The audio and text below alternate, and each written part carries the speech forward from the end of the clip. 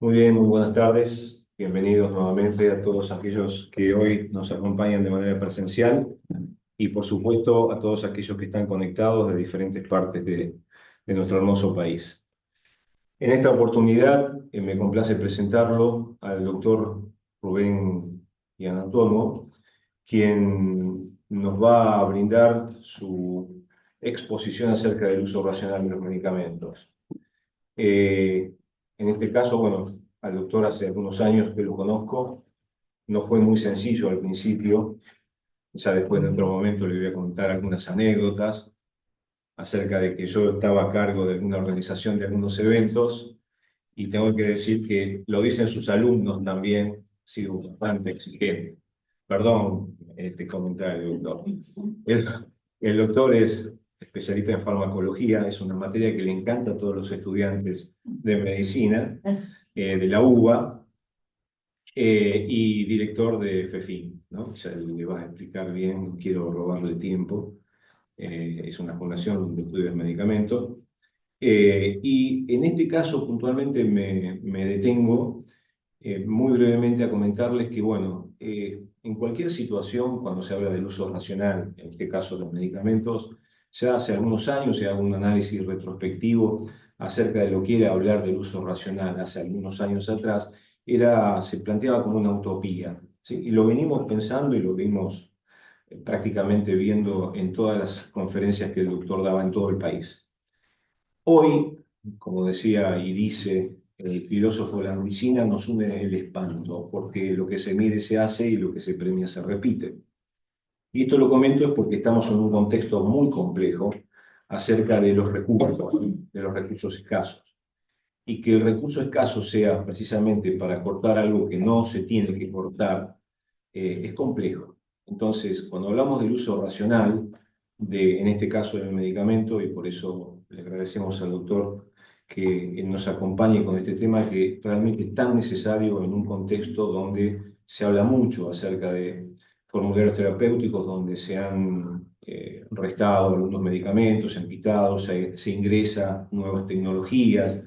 Bueno, no va a haber un enfoque de financiamiento, pero sí del uso racional. Hago esta aclaración porque de ahora en más, por supuesto, como se viene haciendo todos los años en Fármaco 2, hablar del uso racional, no solamente en la tecnología del medicamento, sino en todo lo que se plantea en el área sanitaria, va a ser un imperativo, ¿sí? Y cada vez hay mucho más profesionales, no solamente como médicos, sino también de las disciplinas incorporadas dentro del área de salud, que están muy interesados en el mismo. Así que, sin más, y retomando el tema, doctor Rubén Gianantonio, muchísimas gracias. Doctor, no, gracias. Bueno, es un amigo así que dijo cosas que... Una pregunta, doctor, también como para orientar, esta es una base, para orientar un poquito dónde va a poder hacer hincapié y demás. ¿Dónde desarrollan sus actividades normalmente? Soy farmacéutica y trabajo en la farmacia de la obra social de Osos, Ah, de perfecto. obra sanitaria. ¿Y el resto? Yo visitadora médica, Ajá. desarrollo, bueno, el trabajo es en GSK, un laboratorio Sí, sí, nacional. sí, sí, sí. Yo estoy en la línea de oncología en laboratorios Blackstone. Ah, también. Yo trabajo en una obra social. Ah, perfecto. Bueno. En realidad pregunté también esto, no solo para dónde enfocar, sino dónde no meterme, para no tener problemas. Está muy bien. En el pasado a veces, pero Es variadito, ¿no? me han pegado tanto que incluso una vez no me di cuenta, dije algo y mi hija me dice, ¿qué estuviste diciendo? Entonces, Nunca más. bien. Poco todo mi desarrollo fue dentro de la farmacología. Ciencia, residencia de clínica médica, después todo fue en farmacología, fue investigación y trabajé en la industria farmacéutica, fui director médico de Boehringer Ingelheim y después, bueno, en la cátedra, siempre en la cátedra, o sea que el medicamento y la farmacología siempre estuvo alrededor mío y después a través de la fundación todo lo que tiene que ver con investigación clínica. Básicamente, y todo lo que tiene que ver con monitoreo, auditoría, inspecciones, etcétera, que hacen al desarrollo de los medicamentos. Así que en este tema es un poco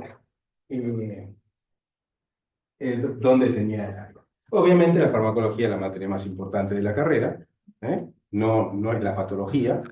Puedo decir esto porque no está ni mi hija ni mi señora acá. Lo permito. Pero bueno, uso racional. Yo siempre me gusta poner las dos cosas, porque siempre se habla de uso racional, pero no se habla de calidad. Y la calidad tiene que estar atrás de todo. Perdón. La calidad tiene que estar atrás de todo. Porque la calidad de la prestación, la calidad de lo que estoy dando, la calidad de lo que estoy prescribiendo, porque también, y de hecho ustedes hay farmacéutica y visitadora, desarrollo, oncología, todo el proceso de la trazabilidad que tiene que tener, todo el proceso a través de las buenas prácticas de manufactura, de laboratorio, de prácticas clínicas, eso hace a la calidad de la información para poder nosotros prescribir adecuadamente o dispensar adecuadamente. Entonces todo eso hace a la calidad. Por eso me gusta poner la palabra calidad, porque a su vez la calidad está muy relacionada con las expectativas que uno tiene. A veces lo tiene en el subconsciente, pero en realidad todos pretendemos recibir el mejor servicio posible. El mejor servicio posible es con calidad. Así que ese es un poco el tema. ¿Vamos? Entonces, si bien no voy a hablar ni de adquisición, ni de producción, ni de distribución, ni de almacenamiento, pero sí me voy a enfocar un poco en los tres ítems importantes, que son la dispensación, la prescripción y la utilización de los medicamentos. Y una porque dice uso racional del medicamento. Cuando uno pone la palabra dispensación y prescripción y utilización, involucra al farmacéutico, al prescriptor médico o odontólogo y al consumidor, que también, para poder hacer un uso lógico y racional de ese medicamento, tiene que haber sido previamente informado de cómo hacerlo. Uno de los grandes problemas que tenemos hoy, que se tiene hoy, no es tanto en la calidad de los medicamentos, sino en la adherencia a los tratamientos. Y acá hay algo que yo quiero ir marcando un paralelismo. Una cosa es la investigación clínica, el ensayo clínico, otra cosa es la asistencia. ¿Y a qué voy con esto? En lo que es la asistencia médica y el tratamiento farmacológico cuando corresponde, hay un montón de variables que quedan libradas al no control.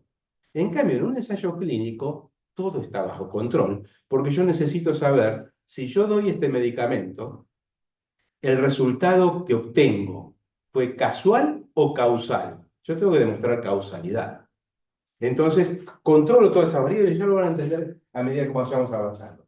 En la dispensación, una cosa es vender medicamentos y otra cosa es dispensar medicamentos. Usted me corrige, me para cuando necesita. Porque una cosa es vender y otra cosa es dispensar. Dispensar tiene asociado, para mí, información. Para mí, una breve preguntita. No hace falta tampoco que haga una anamnesis farmacológica si yo voy a comprar algo a la farmacia, pero algunas preguntitas para ver si esa persona, por ejemplo, está tomando tal o cual cosa y podría haber interacciones farmacológicas. Por ejemplo, eso es a la calidad de la dispensación y a la calidad en el uso racional del medicamento. En la prescripción lo mismo.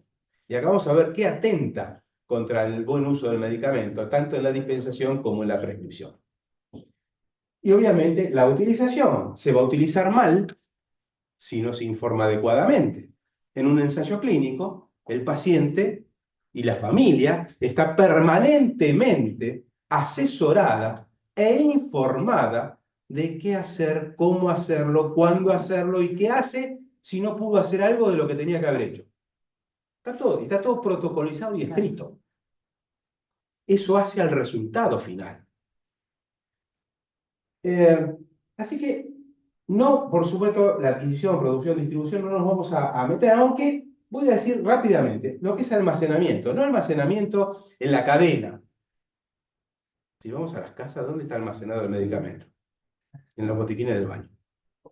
Donde hay humedad. Por suerte, los seres humanos somos resistentes y los medicamentos y los packaging que tienen hoy son también bastante resistentes. Yo trabajaba, antes de trabajar en Bering, en el Pharmerit, y ahí teníamos las cámaras para emular las distintas regiones del mundo y hacer los packaging, diseñar los packaging para Beringer, para distintos lugares del mundo, según la climatología de cada uno de ellos. Bueno, Entonces, ahí está. Ahora, ¿qué es un medicamento? Esto es básico, porque también hace a la calidad, no al uso racional, en el estricto sentido de la palabra, pero sí a la calidad. ¿Qué es un medicamento? ¿Ustedes podrían decirme qué es un medicamento? No sé cómo poner una palabra, la verdad. A ver, yo pregunto, ¿qué prescribimos? ¿Qué dispensamos? ¿Fármacos o medicamentos? Medicamentos que contienen principios activos. O sea, un medicamento es mucho más que un fármaco. Cuando dicen, no, pero esto es igual porque tiene el mismo principio activo, son medicamentos distintos. No quiere decir que sea uno mejor que el otro, porque a lo mejor los dos cumplen todas las expectativas, pero el solo hecho de cambiarlo en excipiente ya hace que sean distintos. Más aún, yo siempre voy y traigo alguna comparación con el ensayo clínico. Todo eso está perfectamente verificado, porque yo tengo que poder demostrar que esto que ocurrió depende de esto que le di. Entonces, todo ese medicamento, en toda su composición, tiene que estar perfectamente y ser siempre el mismo. Entre comillas, siempre el mismo, pero siempre el mismo. Si por X motivo se hace un cambio, ese cambio tiene que demostrar que no altera la farmacocinética primero y la farmacodinámica después. Más aún, fíjense ustedes lo importante que nos ocurrió una vez. Beringer tiene muchos jarabitos y se cambió un excipiente que le cambiaba el color. No producía ningún cambio desde el punto de vista de eficacia y seguridad. ¿Pero qué podía haber cambiado? Lo que llamamos efecto placebo. Porque el consumidor dice, esto no es lo que yo compro.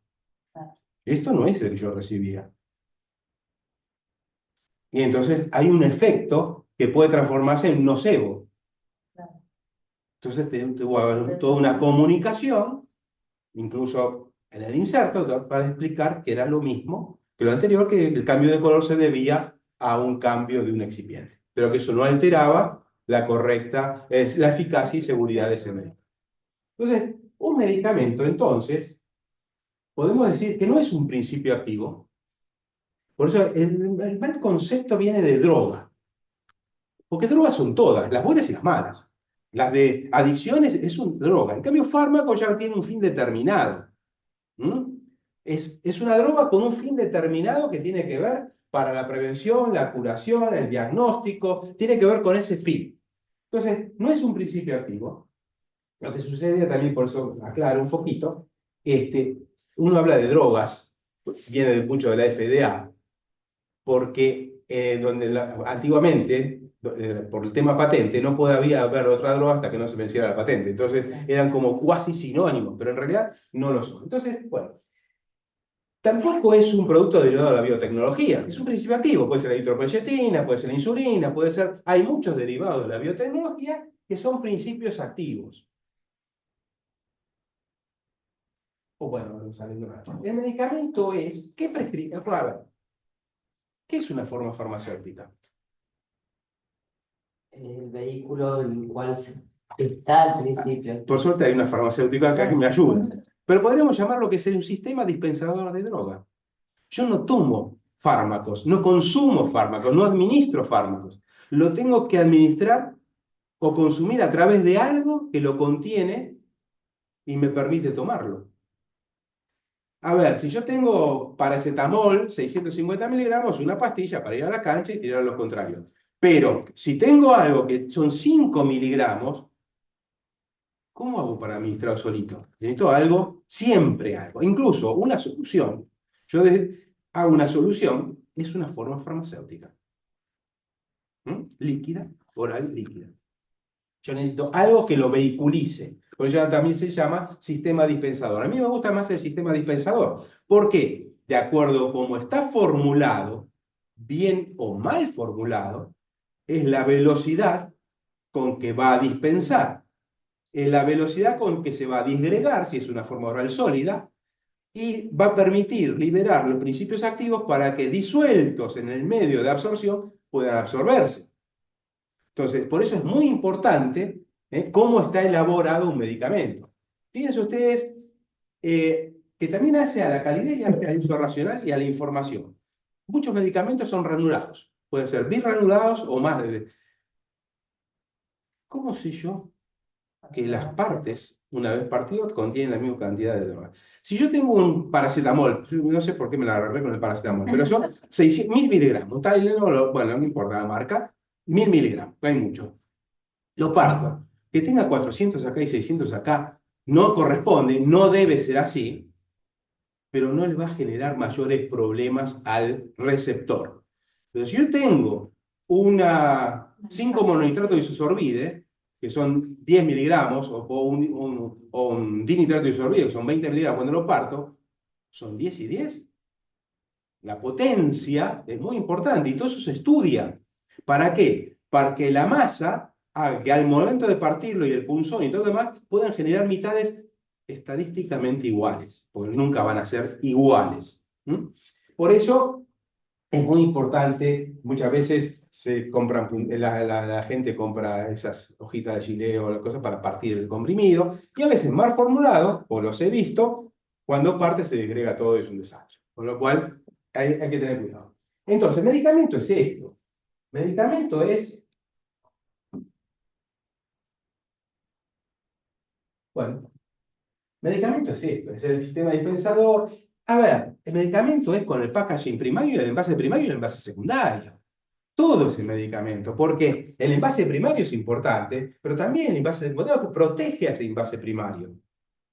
La información que tenga el envase secundario, los dos, es muy importante porque hace al buen uso. Yo siempre digo que un medicamento es una herramienta terapéutica. Si yo le doy un taladro a uno sin información, probablemente se taladre el dedo a lo mejor. Estoy diciendo una borrada. Si yo le doy un medicamento a una persona y no le doy información, no puede llegar a la casa esa persona y decir, ¿cómo tenía que tomar esto? Ah, me parece que era así. Es un desastre. Y hay un montón de ejemplos al respecto. Entonces, pudo haber estado bien prescripto, a la persona indicada, en las dosis correctas, pero faltó algo fundamental que es la información. Entonces, el medicamento es esto. Siempre lo llevo al ensayo clínico. ¿Qué se hace? ¿Qué se mide en los ensayos clínicos? Adherencia. Muchas veces en estos frasquitos hay algo que mide cada vez que lo abrió y lo cerró. La cantidad de comprimidos que queda adentro. Porque yo tengo que asegurarme que por lo menos en el periodo entre una visita y otra no hayas consumido menos del 80% de las dosis que tenía que haber tomado. Si no, no puedo decir que lo que ocurrió se debió al medicamento y no a causas alrededor. En cambio, en la práctica real, en la práctica asistencial, tomó el medicamento. Por eso cuando en los ensayos clínicos los pacientes tienen que devolver las cajitas, los envases vacíos, lo que les sobró lo tienen que devolver. ¿Para qué? Para contabilizar. Y cuando se hace un monitoreo, se mide eso, y se contabiliza.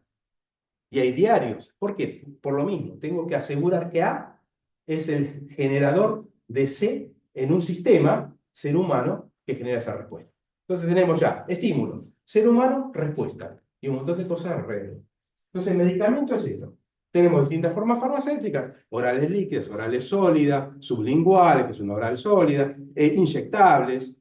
Obviamente, dependiendo mucho de la vía, va a tener que ver el resultado final. Y los medicamentos se diseñan para las personas de acuerdo al género en general, pero fundamentalmente de acuerdo a la edad. No es lo mismo un ibuprofeno, voy a los que son también de Ventanier, para un chiquito, que a lo mejor va a ser en jarabe, o al ibuprofeno para un adulto, y así sucesivamente. O para un adulto mayor, que puede tener una deglución atípica, porque un adulto mayor con un comprimido de 1000 miligramos de paracetamol, hay que tragarlo. Entonces, todas las cosas tienen que estar diseñadas de acuerdo al objetivo y de acuerdo a quién va a ser el destinatario de esos medicamentos. Eso hace a la calidad del medicamento en su concepción más amplia y hace también al uso racional, porque yo frente a mi paciente digo, ¿va a poder consumir esto? ¿Cómo lo tiene que administrar? Bien, entonces, ¿quedó claro esto? Entonces queda claro que droga no es sinónimo de fármaco, fármaco no es sinónimo de medicamento, no son sinónimos. ¿Está claro? Y vamos un poco redondeando esto. Vuelvo a repetir que si hay alguna pregunta, ustedes me paran, no hay ningún problema. El medicamento tiene fármaco, excipiente, forma farmacéutica y dosis. Yo puedo tener una forma oral sólida, pero una viene en comprimidos sin cubierta entérica o sin, para que sea más fácil de ver, y otro no. Se van a disolver distintos, se van a disgregar distintos, se van a disolver distintos. Con lo cual va a dispensar droga en distintos tiempos. Puede no ser importante en patología crónica, pero en patología aguda sí es importante. No es lo mismo calmar el dolor a los 6 minutos que a la hora. Porque a lo mejor en esa hora me tomé un segundo comprimido.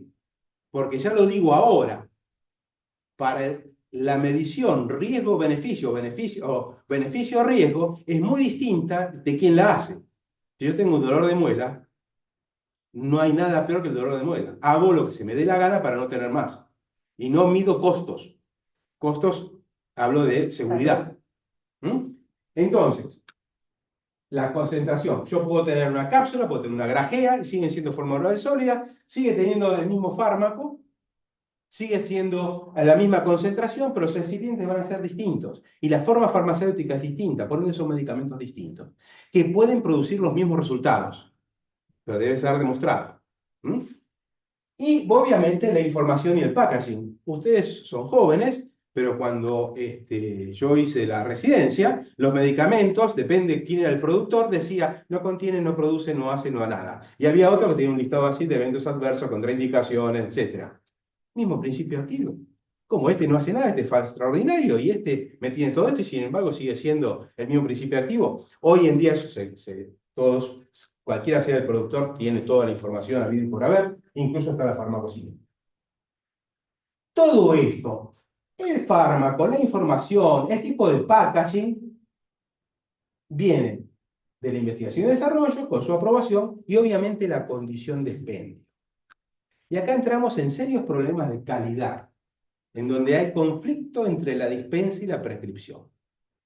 No se enojen, pero eso ocurre en la Argentina.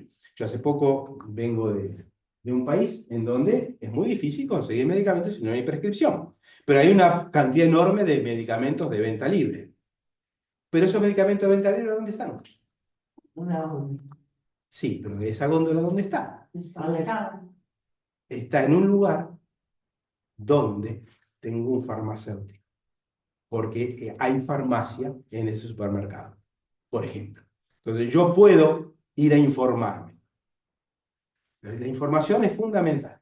Pero si yo voy a comprar un medicamento de prescripción, sin receta no me lo venden. No me lo venden. Salvo que me desayuné ahora hace poco, estuve en Canadá, tiene el Estado, tiene una cantidad de patologías para las cuales el farmacéutico puede dispensar un medicamento de venta bajo receta sin necesidad de la participación médica. Les digo una que podría ser infección urinaria, por ejemplo. Y tiene su lógica. ¿Y cuál es la lógica que puede tener eso? Farmacoeconómica. Es liberar para patologías que de fácil seguimiento quizás y de fácil control, liberar el sistema de salud. Entonces, el farmacéutico estaba autorizado a ese antibiótico poder prescribir para esa indicación. Y después hay 9 más, que en general son todas patologías cutáneas, etc. Entonces, la condición de expendio. Obviamente hoy tenemos muchos medicamentos de venta libre, pero tuvieron que pasar por algo antes, que es haber demostrado, con el correr del tiempo, que eran seguros. Les voy a hacer un solo ejemplo ahí. Omeprazol. El omeprazol nace limitado en tiempo de prescripción y en dosis. ¿Por qué? Porque se pensaba que podía producir por una masiva muerte bacteriana en un cáncer. Entonces el riesgo era alto. Hoy es de venta libre. ¿Por qué? Porque todo lo que se pensó que podía ocurrir, se demostró que no ocurría.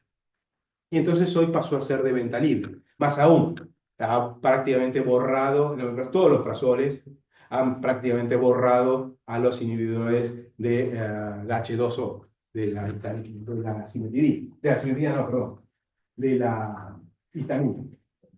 La cimetidina fue el primer medicamento que salió como anti-H2. Fíjense qué interesante. Me dijeron que tenemos un poco de tiempo, entonces yo voy matizando un poco. Lo que es la investigación y desarrollo y el buen uso, y por qué es tan importante poder decir que esto se debe a esto. Y el tema riesgo. ¿Qué se mide cuando se busca un medicamento? ¿Beneficios o riesgos? Beneficio. ¿Y cuando se prescribe? Beneficios. Lo que se debe hacer que el beneficio esperado debe ser significativamente superior al riesgo cierto. Yo tomo una pastilla de aspirina y ya estoy corriendo el riesgo de una úlcera gastrodenal o alguna hemorragia o alguna irritación gastrointestinal. Hay que ver si me calmó el dolor o si me va a calmar el dolor. Entonces, y lo primero que se busca en el desarrollo de medicamentos es cuán seguro es para la indicación que corresponde. ¿A qué voy con esto? La cimetidina no fue la primera. Antes de la cimetidina hubieron dos que se desarrollaron. Una se cayó en preclínica y la otra se cayó en fase 2. ¿Por qué? Porque los riesgos eran superiores a los beneficios esperados y entonces era incompatible con. A ver, lamentablemente el Rimonabant tuvo que ser retirado del mercado. ¿Por qué? Extraordinario, me hubiera venido feo. Pero no puedo. ¿Por qué?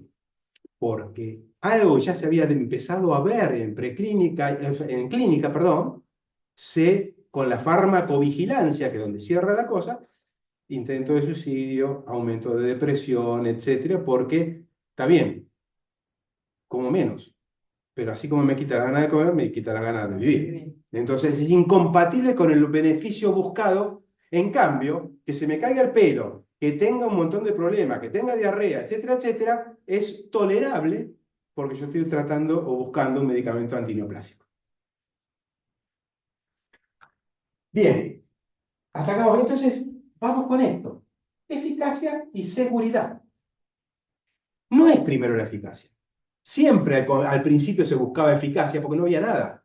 Pero cuando ya empieza a haber cosas, para una determinada patología, por ejemplo la cimetidina, había patología, se podía tratar la persona del síndrome coloidopéptico. ¿Por qué voy a utilizar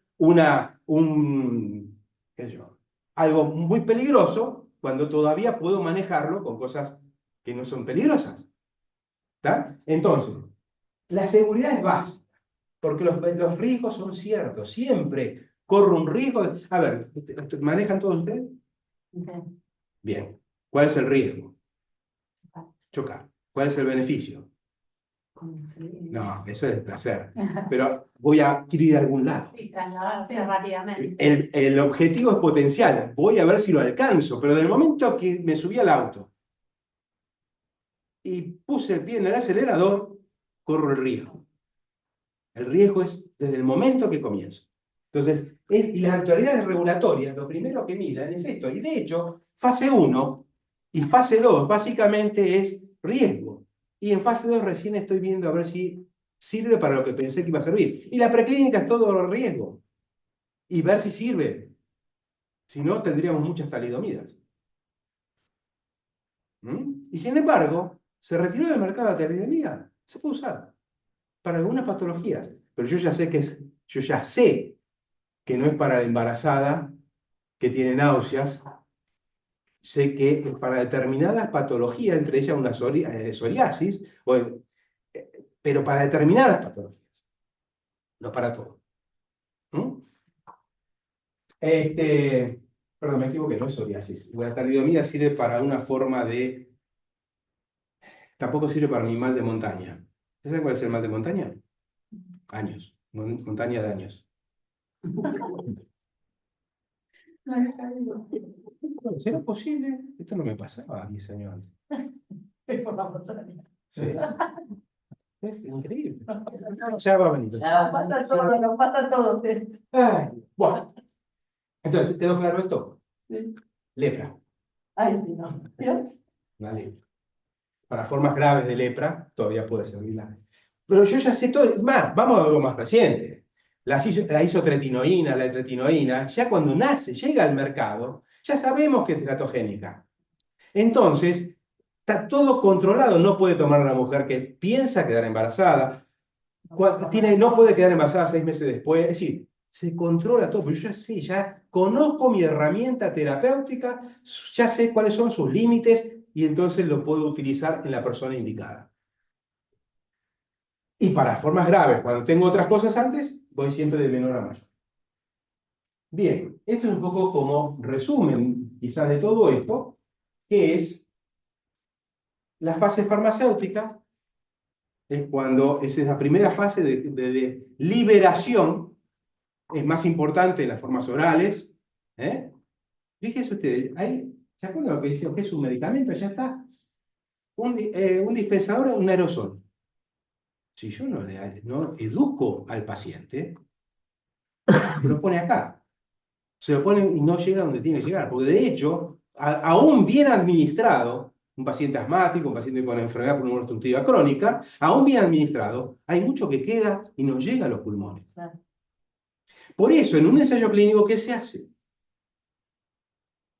Se instruye a los pacientes con aerosoles placebo para ver si la técnica, y después en las otras visitas se hace que una parte, de la dosis, se dé en consultorio para que el médico, el investigador, vea si realmente está utilizando bien el aerosol, porque si no lo utiliza bien, el resultado no va a ser el correcto, no va a ser el esperable. Bueno o malo, el esperable, es el que, ¿cuál es el esperable? El que es consecuencia de la administración de algo. Entonces, forma farmacéutica. Esa forma farmacéutica va a determinar esa fase farmacéutica y la fase farmacocinética en conjunto, que es absorción, distribución y eliminación, que va a determinar la concentración de droga en sangre, que es la que llega a la biofase y es la que va a generar el resultado, que va a generar que haya la consecuencia terapéutica de las acciones y los efectos. En realidad, los efectos derivados de las acciones farmacológicas, que puede ser lo que estoy buscando, menos lo que estoy buscando, que no haga nada o que tenga toxicidad. En general, siempre hay una combinación de estas dos, riesgo-beneficio. En general, siempre hay alguna, mucho lo pasamos por alto. Por eso, yo siempre vuelvo al ensayo clínico, porque es lo mejor. ¿Qué se mide siempre en el ensayo clínico en cada visita del paciente? Si tuvo eventos adversos, ¿sí? Si tomó algo distinto a lo que tiene indicado para evaluar interacciones medicamentosas. Y, obviamente, eventos adversos. Los llaman menores y mayores, no importa, no vamos a entrar en ese tema. Pero eventos adversos. Todas las visitas se mide seguridad. Todas. Entonces, esto no es motivo de la charla, pero tenemos en Argentina distintos medicamentos con el mismo principio activo y aplica o no el concepto de bioequivalencia. Tenemos en Argentina distintos medicamentos que tienen un mismo principio activo derivado de la biotecnología y aplica o no el concepto de biosimilaridad. Que son dos cosas distintas porque el medicamento derivado de la síntesis química, yo mido todos los procesos, en cambio, en un medicamento que parte de la síntesis hasta la producción del medicamento, en cambio, los medicamentos derivados de la biotecnología, más que el medicamento del principio activo en sí mismo, es cómo obtengo ese principio activo. La forma de obtención de ese principio activo es el medicamento, prácticamente. No en realidad. Y regulatoriamente son distintos los mecanismos para evaluar la aprobación o no de un producto biosimilar. Entre ellos tienen que hacer ensayos clínicos. Bien, en cambio, la bioequivalencia es un estudio de farmacocinética clínica, en donde si yo logro determinar que la concentración de droga, esta curva, es similar producida en este medicamento, con este medicamento, que esta otra, puedo decir que los resultados van a ser similares. Y se utiliza siempre lo que se llama cruzado, propio individuo como control, para que haya una variable menos de análisis. La misma persona tomó ambos medicamentos, obviamente pasado un periodo. ¿Vamos bien? Sí. Bien. Entonces, el otro punto importante, ya esto lo estuvimos explicando un poquito, lo que es la diferencia que hay entre el ensayo clínico y la terapia asistencial. ¿Cuál es la otra gran diferencia que puede haber entre ambos procesos? Me ayuda un poquito. Cuando uno habla de farmacocinética, habla dosis en función del tiempo. ¿Cuál es la principal diferencia entre terapia asistencial, entre la terapéutica habitual, la asistencia médica y el ensayo clínico? De esas dos cosas que le dije, ahí está la palabra. Tiempo. ¿Cuánto tarda el médico en prescribir un medicamento en una consulta? No. ¿Cuánto tarda el investigador en darle un medicamento a esa persona? Un montón. Horas. Horas. ¿Cuál es la diferencia? El sistema de salud no paga por eso. El laboratorio, el desarrollador, paga por eso. Se puede hacer terapéutica asistencial utilizando todos los criterios de investigación clínica, no, es inviable. Pero sí tendríamos que no tener que cada paciente, y este es uno de los principales problemas del mal uso de los medicamentos, tanto en la prescripción, como en la dispensación, como en el uso en la casa del paciente de ese medicamento, es la variable tiempo. El tiempo dedicado para informar adecuadamente al consumidor, ahora que hablan de consumidores, clientes y todas esas cosas, yo diría para el paciente, para que paciente o familia puedan tomar ese medicamento, pueda ser administrado ese medicamento en tiempo y forma. Esa es la gran. Y esto también tiene que ver con la adherencia, la importancia de la adherencia. Hoy tenemos en hipertensión arterial los medicamentos necesarios. ¿Cuál es el principal problema de por qué los pacientes en hipertensión arterial están muchas veces mal controlados? Porque no son adherentes al tratamiento. O, vamos a ir la otra variable, que yo no se las dije, pero ya para no costo. En los ensayos clínicos hoy, todo medicamento, control. A veces en estudios donde hay medicamentos de base, todo debe ser provisto. ¿Por qué? Porque si no el paciente a lo mejor cree que lo que está, que el que vale es el del ensayo, y ese que tenía que sumarle, como lo tiene que comprar o se lo tiene que dar a la obra social o lo que fuere, no lo compra. Con lo cual ahí perdemos algo que se llama sinergismo, porque el diseño fue hecho para que sea el efecto de los dos. El ensayo clínico se llama add-on. Es decir, son estudios donde hay una terapia de base y sobre esa terapia de base comparo A contra B. Pero todos reciben lo mismo. Ahora, y hay una disposición adecuada para eso que debe ser provisto. Por ejemplo, en artritis reumatoide, artritis metatarexal.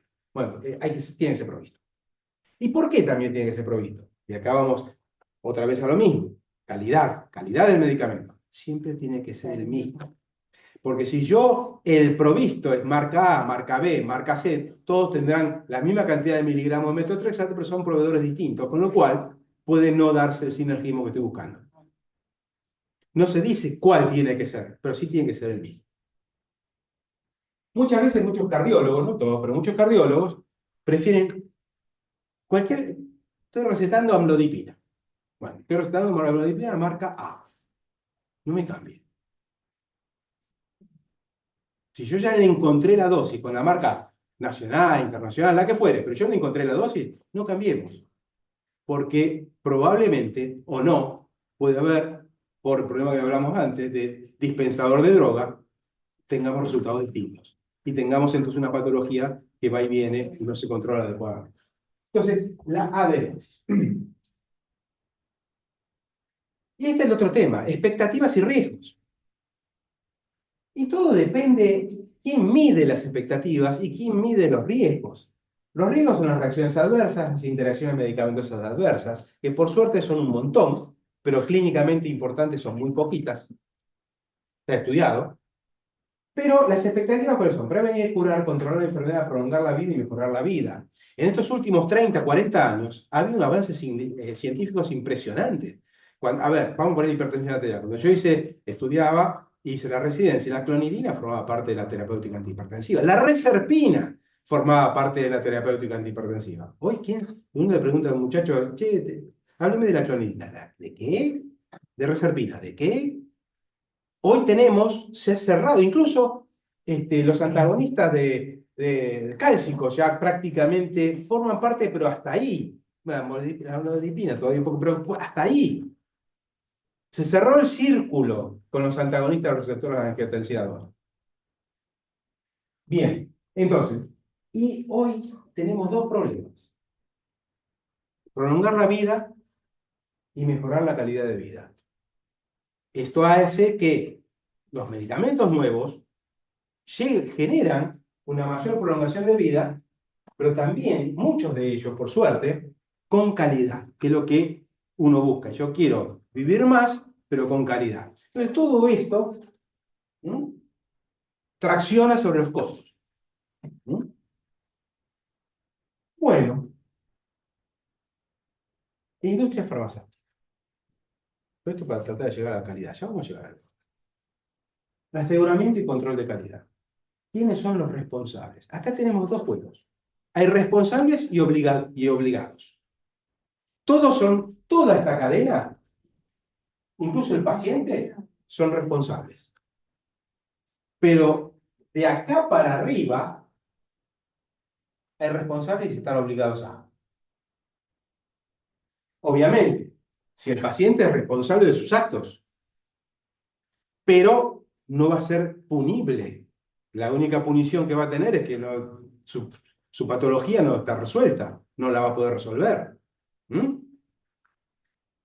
Entonces, la industria farmacéutica es responsable de investigación y desarrollo, elaboración, el almacenamiento hasta llegar y la distribución. ¿Cuál es la temperatura en el baúl de un auto del sol?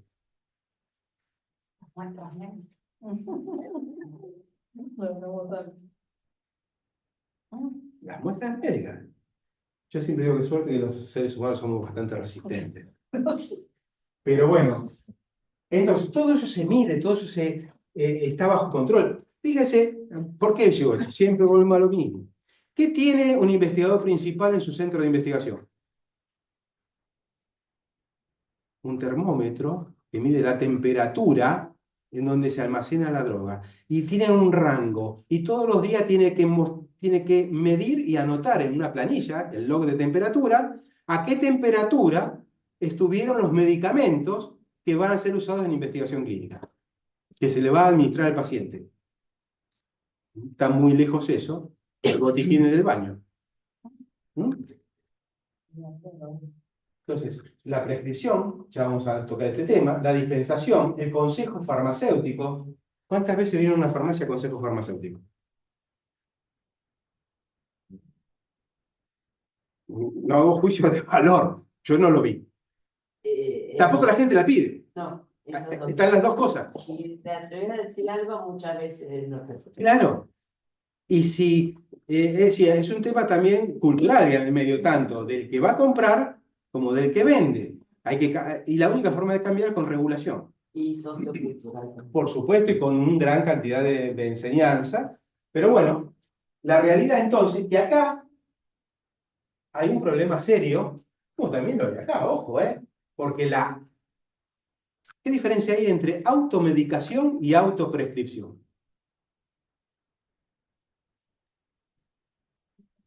La automedicación es la que se hace con medicamentos de venta libre. La autoprescripción es la que se hace con medicamentos de venta bajo receta. ¿Sí? ¿Quiénes pueden ser responsables de la autoprescripción, de facilitar la autoprescripción? ¿Los prescriptores o los dispensadores? Dispensadores. Y los prescriptores. ¿Cuándo? Doctor, ¿me ponen la receta esto? Sí, a veces todavía está por WhatsApp. Y el otro, con tal de no tener drama, se lo ponen. Y a lo mejor es para él, para otro. Eso es autoprescripción también. La única claro, la única diferencia que uno está habilitado para prescribir y el otro no. Porque está habilitado para dispensar. Pero en este país ordenado que tenemos, es así.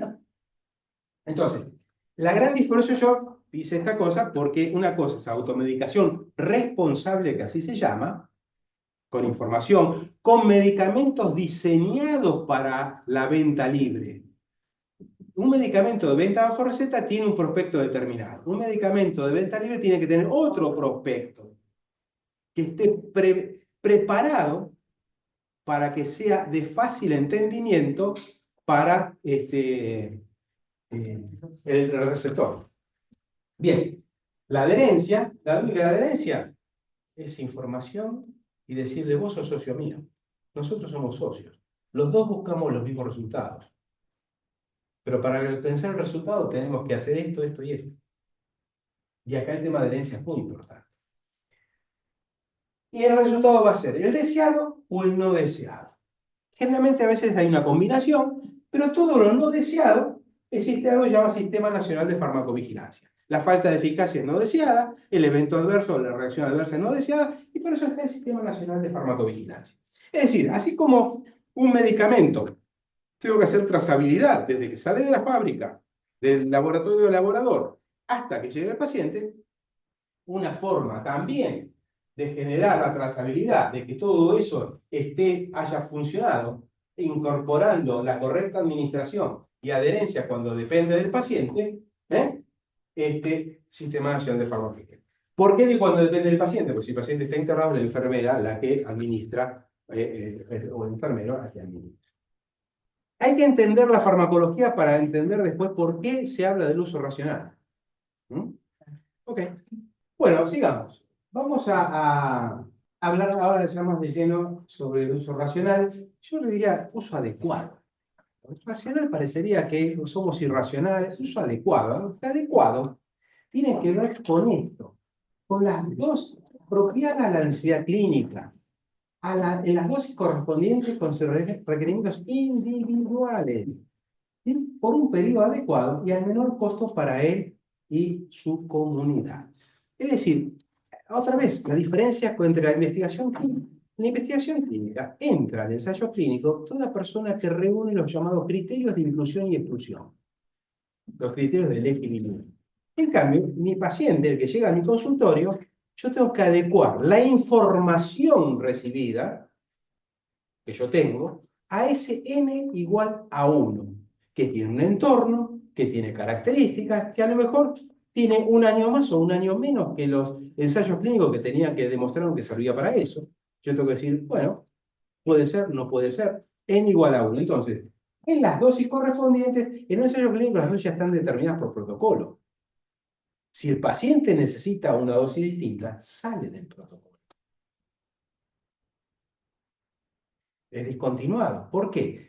Si requiere dosis distintas, porque ningún protocolo puede estar por encima de la seguridad del paciente, claro. Entonces, si requiere otra dosis o requiere alguna medicación y el protocolo no lo permite, hay que hacerlo, no encorsetar al paciente al protocolo, sino eso está contemplado. Entonces, y quedó claro, yo digo uso adecuado del medicamento. Calidad, podríamos decir en términos generales, es un conjunto de propiedades inherentes, en este caso a un medicamento, que le confieren esa capacidad para satisfacer necesidades, o sea, satisfacer sus propias necesidades. Depende cuáles son las necesidades. La necesidad que puede tener un financiador es distinta a la del prestador y es distinta a la del propio paciente. O expectativas. Después,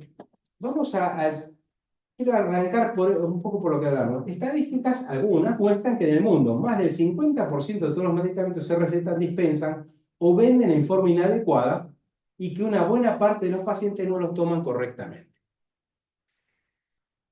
Yo aprovecho también para hablar de cosas de la vida diaria. Mi señora tenía tos, yo tenía tos. ¿Y quién fue la persona que nos prescribió y con la que tuve que discutir?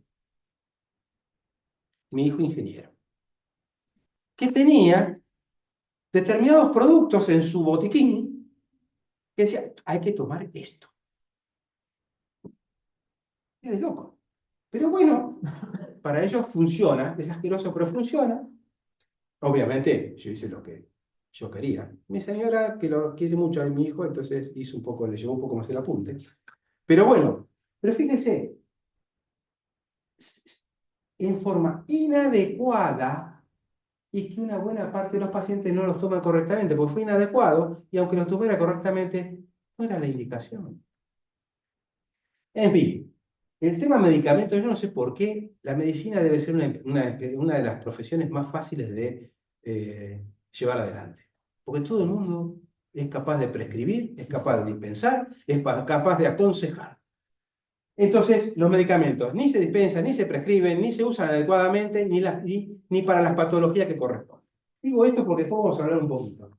A ver, si yo hago una auditoría a varios hospitales, ¿cuál va a ser el mejor hospital? ¿El que tenga historias clínicas con más cantidad de eventos de reacciones adversas o el que tenga historias clínicas con la menor cantidad de reacciones adversas? No, ¿qué más tengo? El que más tenga, dice una persona. ¿Están de acuerdo todos? Sí. No está permitido. No, perdón, lo pido disculpas. Porque Él sabe la respuesta. ya sabe la respuesta. No, les juro que no, tengo 66 años, me olvido de las cosas. No sé, no sé. Porque unos podrían decir, no, ¿cómo? Si tienen más reacciones adversas, están mal prescritos los medicamentos. No, No, tiene más las probable, historias tiene clínicas más están mejor levantadas, mejor hechas. Porque todos tenemos algún problemita. Hay que ver si eso es casual o causal, pero que hay que detectarlo. Y eso habla de que alguien se ocupó de preguntar en la práctica asistencial. No estoy hablando de ensayo clínico, de la obligación, es una obligación. Pero en la práctica asistencial, preguntar si tuvo algún problema y registrarlo. Algo que los médicos no registran. Hay que registrar. ¿Por qué? Porque esa historia clínica puede ser vista por otro y yo puedo saber qué le pasó a otro con ese medicamento o con esa dosis. Entonces, la frecuencia.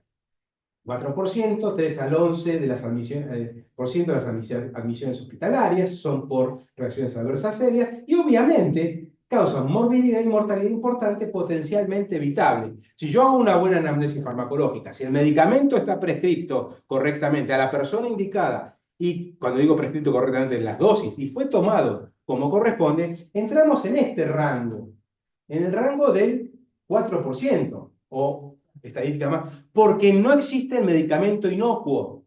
No existe. Todos tienen un costado. Si no, los prospectos serían como cuando yo hice la residencia. No tiene contraindicaciones, no tiene efectos adversos, no tiene interacción, no tiene nada. Es agua bendita. ¿Mm? Entonces, las reacciones, de hecho, este es un buen argumento, el mejor discriminador de seguridad, que ahora ya hay que ser muy cauto cuando uno hace un protocolo, son los protocolos que comparan lo que yo estoy buscando contra placebo. Porque en los dos grupos hay eventos adversos. Lo que tiene que haber es estadísticamente distinto el grupo A con el grupo B, que sería con placebo o sin placebo. No siempre se puede hacer y no siempre es ético hacerlo, pero es el principal discriminador de seguridad. Porque el grupo placebo hace todo igual que el otro, toma el medicamento igual que el otro, pero la única diferencia de ese medicamento no tiene principio activo, tiene los mismos excipientes, la misma forma farmacéutica, etc. ¿Y por qué, digamos, vamos a decirlo ahora, por qué es importante la farmacovigilancia? Sobre todo cuando salen los productos, ni bien salen los productos al mercado. Porque en la investigación clínica, ¿cuántos pacientes pudieron haber incluido? 5.000, 10.000, con suerte y en patologías muy prevalentes. De lo contrario, no son tantos. Entonces, una muerte fue causal o casual. En cambio, si, como pasó con el Rimonabant, pero antes, con el Ecopipan, que era otro mecanismo de acción, pero iba a lo mismo, cae en fase 2. ¿Por qué? Porque no es lógico ni estadísticamente compatible que una persona que porque tenga obesidad tenga ideación suicida, intento suicida, etc. La frecuencia del evento en una determinada situación era muy superior a la frecuencia de ese evento en otro tipo de situación. Entonces eso determinó que en fase 2 hubiera caído. Y el Rimonabant en fase 4 cayó. De la misma manera, uno dice un antiinflamatorio, un esteroide, seguro. Y sin embargo, el Celecoxib, el Parecoxib y el Heterocoxib han sido limitados y algunos han sido retirados del mercado. ¿Cuándo se vio eso? En farmacovigilancia. Cuando en los primeros. Y donde hoy por hoy y con esto quiero remarcarlo, cualquier lanzamiento de un producto derivado de la biotecnología, el elaborador, el que lo pone en comercialización, tiene que presentar junto con el pedido de autorización para la venta, la comercialización, el plan de gestión de riesgo. ¿Qué va a hacer? ¿Cómo va a monitorear la seguridad de ese producto en los primeros años? De acuerdo a la cantidad de personas expuestas, es poco probable que aparezcan nuevas cosas con paracetamol. Es poco probable que aparezcan nuevas cosas hoy con omeprazol, porque ya la cantidad de pacientes que han sido expuestos a este nuevo producto fue lo suficientemente alto como para determinar si un evento distinto a los que normalmente tenemos puede ser causado, lo podemos llamar reacción adversa. Los eventos adversos, para redondeárselos, pueden ser esperables o no esperables. Si yo tomo aspirina, es esperable que pueda tener una irritación gastrointestinal, por ejemplo. Pero si tomo aspirina, a lo mejor no es esperable que tenga una gangrena o que se me rompa el tendón de Aquiles o otra cosa que no es compatible con el mecanismo de acción de ese producto. Lo cual no significa que no sea reportable el Sistema Nacional de Farmacovigilancia, porque lo que mide el sistema es frecuencia, uso, frecuencia y en qué condiciones fue tomado ese medicamento.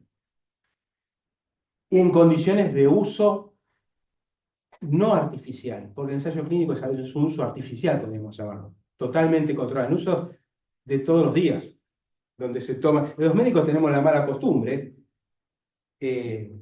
los que no saben farmacodinámica, tienen la mala costumbre de, no hizo efecto, bueno, aumento la dosis. No hizo efecto, aumento la dosis. Pará. Todos los medicamentos, todos los principios activos, tienen un momento, de que más que aumente la dosis, no va a aumentar el efecto, se alcanzó la eficacia máxima. De ahí para arriba, todo toxicidad. Y así es como se demostró en asma que el isoproterenol no andaba y aumentaba la dosis y aparecieron las muertes por razones cardiovasculares, porque perdía, sobre todo perdía la selectividad beta 2, y entonces ya la beta 1 impactaba con dosis alta y por ende producía problemas cardiovasculares. Entonces, hay que tener, y eso también fue la base de una discusión muy importante. No puedo. Sí, ¿Sí puedo? sí, ¿Sabe cuál fue? no, Salbutamol y fenoterol. Había justo. una lucha ahí en donde el estudio observacional estuvo mal hecho. Bueno, no importa. ¿A qué se llegó? Se hizo un estudio en serio, bien hecho, en Canadá, en Saskatchewan, en donde se demostró que el aumento de las dosis, porque bueno, la SOL pedía que el salbutamol era seguro, que el fenoterol no. Porque uno era un agonista parcial y otro agonista completo, no importa. Es decir, a los fines prácticos. Se demostró, cambió toda la terapéutica del asma, que el aumento de las dosis de cualquier producto broncodilatador activo que no generaba mejoría, se podía asociar con muertes por asma, y es que el paciente necesitaba otra cosa. Y ahí se empezaron a utilizar, ¿qué? De base, los corticoides. Los corticoides empezaron a usarse y cambió toda la terapéutica del asma. No es que uno era mejor que el otro, era un tema de dosis. Yo aumento la dosis, agonista completo, agonista parcial, teofilina. No, el paciente llegó a su máximo, necesita algo más para producir la broncodilatación. Y por eso los ensayos clínicos no son la única forma de lograr eficacia, de saber cambiar conductas terapéuticas. Eso fue un estudio observacional en gran escala. Lo que pasa es que los estudios observacionales anteriores de caso y control estuvieron mal diseñados y sesgados para ir en una sola dirección. Uno podría decir, esto es viejísimo, pero me encanta porque uno podría decir ya perdió vigencia. Fíjense ustedes, al lado de muerte porcina, ¿quién está? Toxicidad por AINES. ¿Por qué digo que era viejo? Porque en esta época no solo había aspirina, había piroxicana, había los oxicanos que son bastante agresores. Hoy en día, en realidad, los antiinflamatorios esteroides quedaron reducidos en realidad muy poquitos, que son diclofenac, ibuprofeno, bueno, la aspirina. La aspirina debería ser un medicamento de venta bajo receta, en realidad. tiene un montón de efectos adversos y un montón de interacciones medicamentosas. Es de venta libre. Por ejemplo, con los inhibidores de la angiotensina 2. Y pues trae problemas en hipertensión arterial, si no reduzco la dosis. Es extraordinaria la aspirina, pero tiene un montón de efectos adversos. Bien, entonces, fíjense, toxicidad por AINES. No existen los medicamentos inocuos, por más que sean de venta libre. Hay que administrarlos a quien corresponde, en las dosis que corresponden y durante el tiempo que corresponde. A través de la farmacovigilancia, por ejemplo, un medicamento que a mí me gusta mucho, como principio activo es el ketorolac, pero está limitado. No puedo tomarlo más de 5 días, no puedo tomarlo, la dosis acumulada no puede ser de tanto. Sin embargo, es extraordinario. Y ahí tienen un buen ejemplo de efecto placebo.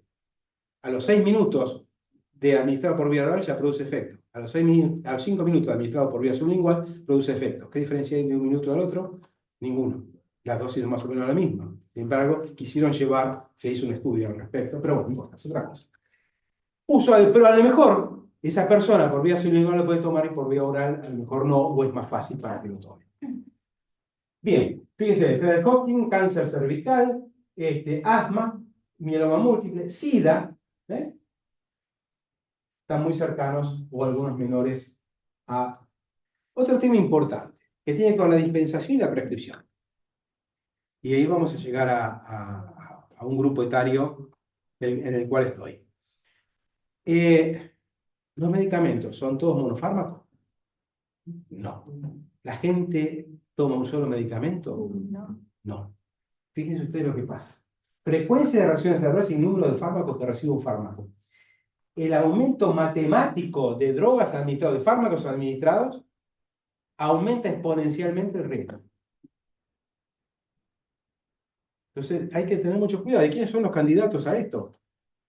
Me duele la cabeza. Me duele el dedo gordo. Tengo irritación. Se va con una lista de 5 o 6 medicamentos. Entonces hay que tener mucho cuidado y eso es un uso totalmente irracional. En realidad es mala praxis.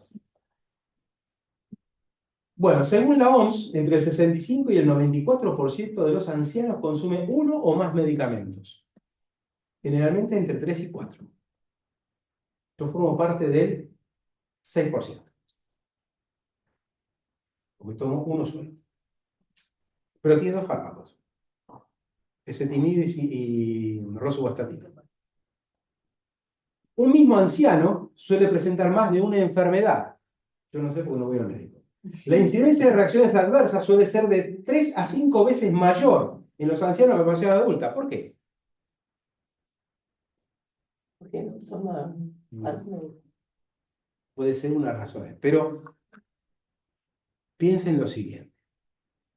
Cuando nacen los chicos, ¿qué tienen en menos? Los sistemas de depuración. Cuando nacemos viejos, ¿qué tenemos en menos? Los sistemas de depuración. El hígado no es el que teníamos, los riñones no son los que teníamos, etcétera, etcétera. Entonces, y eso se estudia. Las condiciones, siempre existe en ese circuito farmacocinético absorción, distribución, eliminación. La eliminación tiene que ver con la biotransformación, cuando corresponde, pero también con la eliminación a través de distintas fuentes, pero la principal es la renal. Todo eso empieza a declinar. Entonces, es lógico que podamos tener más reacciones. A ver, ¿por qué le decimos a las personas mayores que en verano tomen agua aunque no tengan sed? Porque el riñón depende mucho, ahora, en los viejitos, si estamos tomando antiinflamatorios, a que podamos tener insuficiencia renal aguda. Entonces hay que tener cuidado porque dependemos mucho del sistema prostaglandina. ¿Y qué hacen los antiinflamatorios? Inhiben el sistema prostaglandínico, entre otras cosas, el renal, que fue la gran ventaja que, entre comillas, presentaban los COX-2, los inhibidores de la COX-2, que teóricamente dejaban indemne la vía de proformación de prostaglandinas fisiológica, la que necesitamos todos los días. Después de los ingresos a un hospital, del 3 al 10% se deben a reacciones adversas y un tercio son ancianos. Y acá viene un poco, cierra lo que yo les comentaba anteriormente, Si yo tengo dos hospitales y quiero ver la calidad de atención médica de un hospital, una de las variables que puedo medir es la evaluación de las historias clínicas y ver con qué detalle, con qué calidad se levantan esas historias clínicas en uno y otro hospital. Y uno de los puntos que puedo medir y ver es las reacciones adversas, cuando está notificada. ¿Por qué? Porque es lógico, y depende de la edad, es lógico que tenga un mayor reacciones adversas. ¿Cuáles podrían ser las causas del uso incorrecto o no adecuado de los medicamentos? Uno, la polifarmacia. La polifarmacia sin un diagnóstico atrás, sin un sustento diagnóstico atrás que justifique todo eso. Yo siempre digo que los medicamentos, quizás está mal dicho así, son para vender y no para tomar. ¿Por qué? Porque hay que ser lo más cauto posible.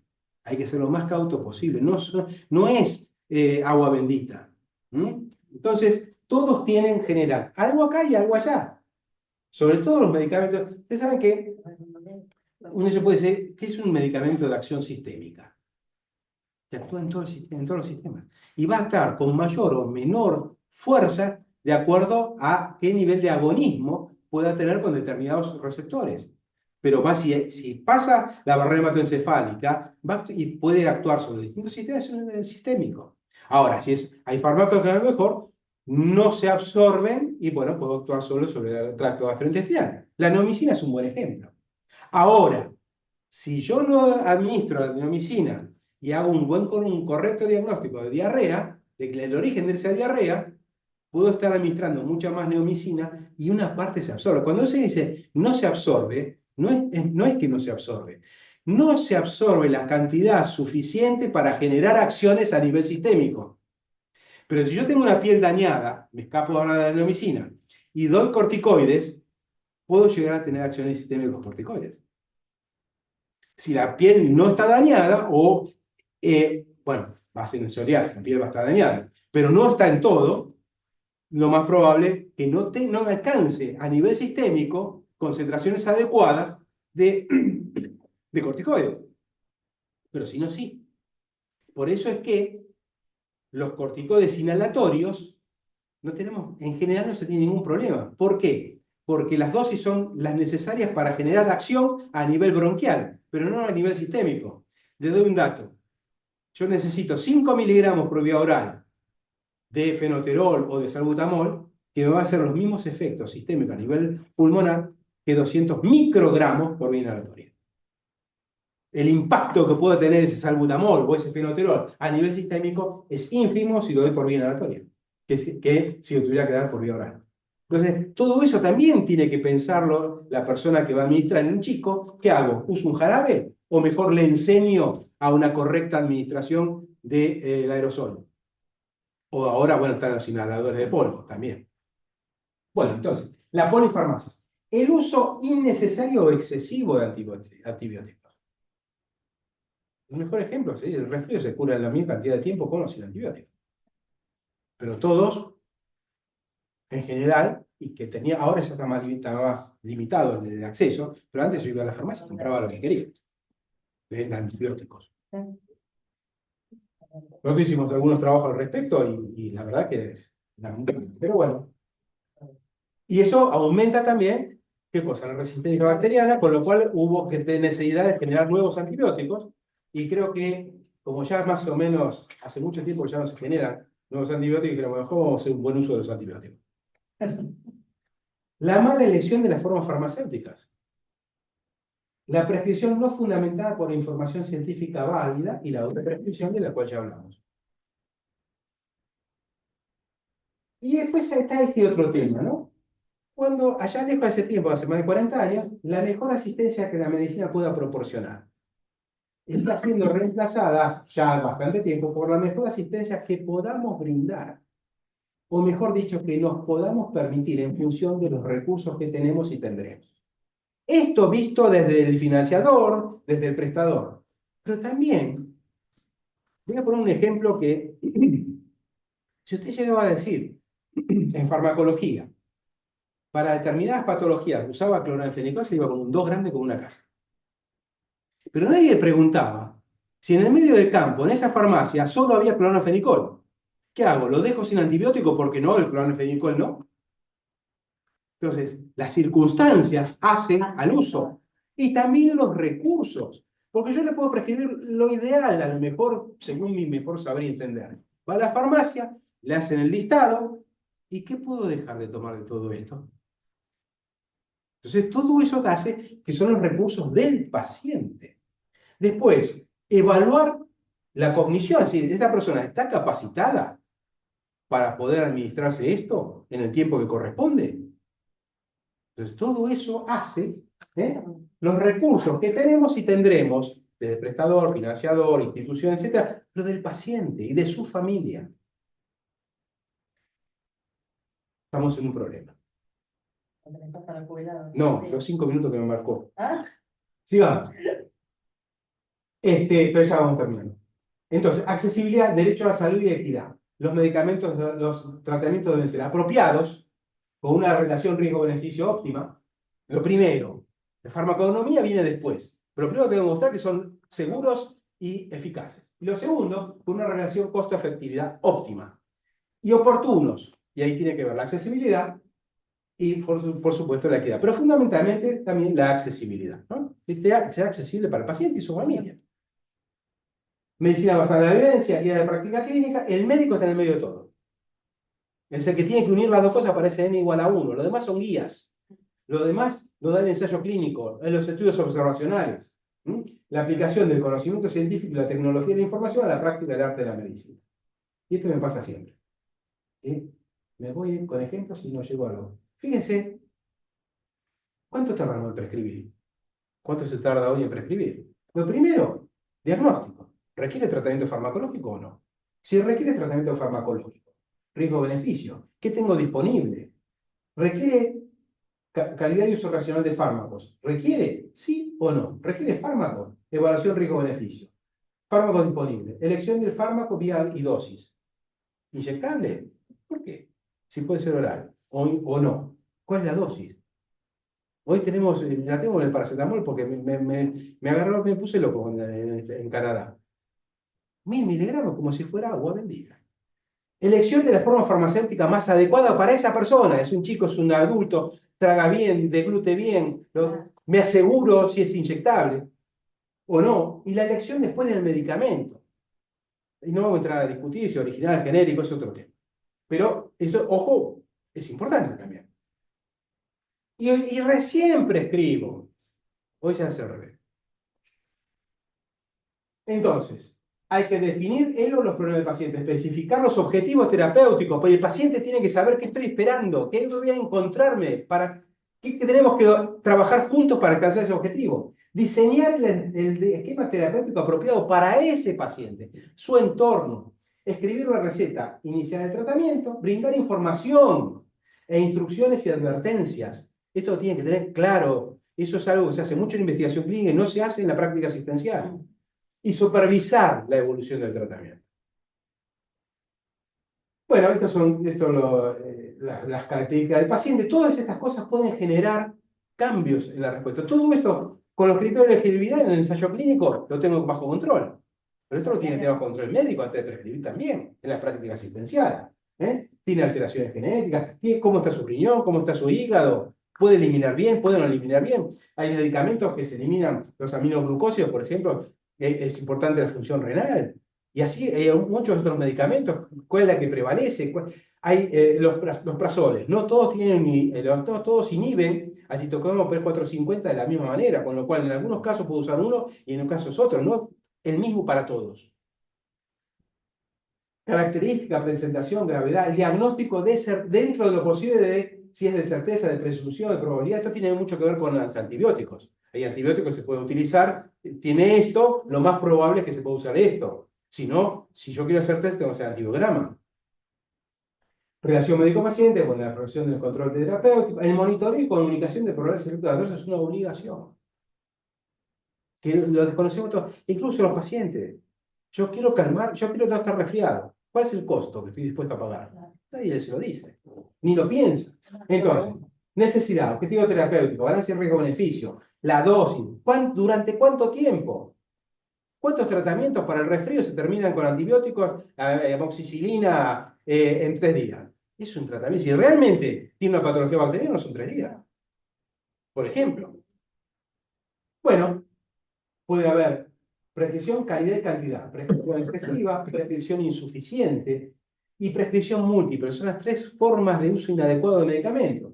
No es necesario tratamiento medicamentoso, el medicamento es indicado en dosis superiores a las necesarias. El medicamento es indicado más tiempo del necesario, no, para estar seguros, pongo un poquito más de sal. No. Entonces, no se establece un tratamiento por miedo, a pesar de estar indicado, administración de dosis insuficiente, así como puede dosis excesivas, la dosis insuficiente, administración durante un tiempo menor al necesario, y después, bueno, coexistencia de medicamentos previos, para eso anamnesis farmacológica. No se hace anamnesis farmacológica. De la manera, bueno, vos comentaste, no te preguntan nada, te dan, ya se toma la presión con el saco puesto. Es una locura. Entonces, las posibles causas del mal uso de los medicamentos, la falta de conocimientos teóricos y prácticos, la promoción de medicamento inapropiada, contraria, bueno, no importa. Disponibilidad de medicamentos sin restricciones, sobrecarga del trabajo del personal sanitario, medicamentos inasequibles, inexistencia de políticas farmacéuticas nacionales coordinadas. Todo esto está en la Argentina. Entonces, riesgos, beneficios, costos, que deben ser medidos. ¿Verás? Sí. Sí, claro. Según la perspectiva de la autoridad regulatoria no mide costos. Esto tiene, para esta indicación, seguro y eficaz. Después vendrá la agencia, si tenemos agencia, o vendrá lo que sea. O la obra social, o lo que fuera, con las guías de tratamiento. Prescriptor, dispensador y paciente y o entorno familiar. Para el financiador, yo creo que tanto financiador, prestador, dispensador y prescriptor, todos quieren obtener el mejor beneficio al menor costo posible. En estos 3 primeros es una obligación. Es una responsabilidad y una obligación. El paciente va a poder cumplir con su responsabilidad siempre y cuando le informemos adecuadamente cómo tiene que hacer, qué tiene que hacer, cómo hacerlo y durante cuánto tiempo hacerlo, y qué pasa si no estamos obteniendo los resultados que estamos esperando en el corto, mediano y largo plazo para poder informar adecuadamente. De lo contrario, la adherencia está en juego y la falta de información que puede habilitar a los demás a generar un buen uso adecuado de los medicamentos está en riesgo. Y con esto sí termino. Los problemas de calidad en los procesos de dispensación y o prescripción no solo afectan la salud del paciente, sino también tienen un impacto económico adverso en el paciente, su entorno y en el sistema de salud en general. Si lo tiene el sistema de salud en general, también lo va a tener sobre el paciente, porque entonces el sistema tiene menos recursos para poder volcar al sistema de salud y brindar una asistencia como corresponde. Con esto